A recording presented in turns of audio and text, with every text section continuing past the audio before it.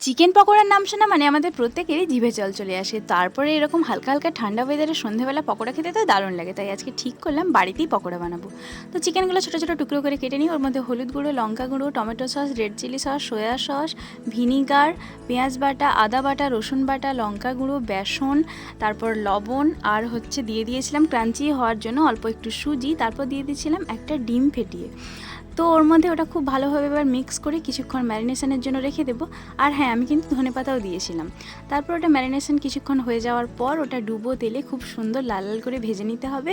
ব্যাস, তাহলে আমাদের চিকেন পকোড়া রেডি। রোজ রোজ বাজার থেকে ওই বেসনের ডালা ভর্তি চিকেন পকোড়া কিনে না নিয়ে এনে বাড়িতে কিন্তু তোমরা এভাবে বানিয়ে নিতেই পারো, আর এটা খেতে কিন্তু অসাধারণ হয়।